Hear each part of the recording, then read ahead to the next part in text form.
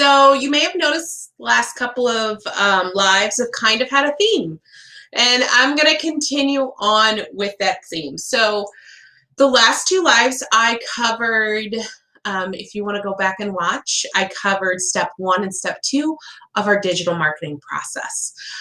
Really, I see digital marketing and I guess in a way, overall marketing in kind of a 5-stage process, where stage 1 is really about the introduction, making people aware of who you are, what you do, and who you serve. And I dove into that a couple of days ago. Stage 2 is really about connecting with your ideal client. And really, it's that lead magnet, right? It's that thing that you're going to give them to get their email address so that you can move into stage 3. So if you want to learn more about stage 2, that was done, I believe, 2 or 3 days ago. So stage 3 is what I call the dating phase. And for those of you that haven't ever watched my lives, I really look at marketing, especially digital online marketing, as kind of like dating. And if you look at it in the same way, right, it's all about building relationships. And sometimes those relationships, when you're doing it online, can be a little more cumbersome, maybe, or maybe not if it's all automated. But it can definitely require a little more interaction and a little more get to know you before your ideal client is ready to buy. So for those of you that don't know me, I'm Jennifer Tamborski. I'm the CEO and Chief Strategist here at Virtual Marketing Experts. Stage 3 is what I call the dating phase. And this is really where, they know who you are, right? And they've decided to download that free item, that connection, to learn more about you and what you do.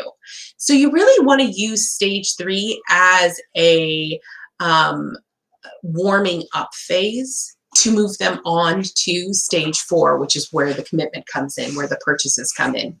So stage 3 is all about dating, about letting them get to know you, get to know that know, like, and trust. It can be done in a multitude of ways, right? It can be done through email sequences. It can be done through podcasts. It can be done through Facebook Lives, through content on your social media. It's all about making your ideal client aware that you... Hey, Daryl, I just saw your post. I am still catching on to this whole talking to people while they pop on. And dating doesn't have to be nerve-wracking. It really can, it can really allow you that ability to connect at a deeper level than you thought possible. So when it comes to dating, you want to make sure that you do a couple of things. One, that you're consistent. Not only consistent with the amount of information you give, but with the message itself. Because what I've found in the dating process, whether it's in-person dating, online dating, or through a sales funnel, is that when you give inconsistent messages, when you're all over the place about what you do and who you serve and how you help them, your ideal client gets incredibly confused. And that is the last thing we want. We always want our ideal clients to really know and understand what we do and how we help them. Because that's our goal, right, in our business, is really to help them.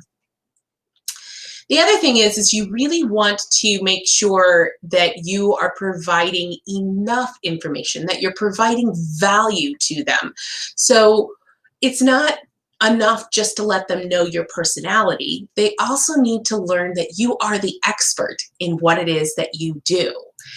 And that really allows them to feel more comfortable moving on to that next phase. You also want to make sure that you are really getting to know them. And I know this sounds kind of opposite of what an automated funnel is. But part of the dating phase, especially if you're a newer coach, is really learning about your ideal client. So not only what your message is, but getting feedback from them so that you know if your message is connecting. Because again, if it doesn't connect, then you're not necessarily putting it in, you're not moving them forward to that next stage of connection. And the last thing I wanted to talk about today is really understanding what platform you're using. Understanding where your ideal client is so that you can provide them more expert information, whether they're on Facebook or LinkedIn, Twitter, Instagram, the 1,000 other platforms that are out there, or whether they're more comfortable using email. Knowing how your ideal client is going to best connect with you is going to make moving into stage 4 much easier.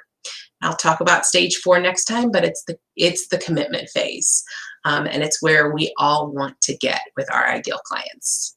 If you have any questions, I'd love to answer them. Leave a comment below and I will chat with you soon.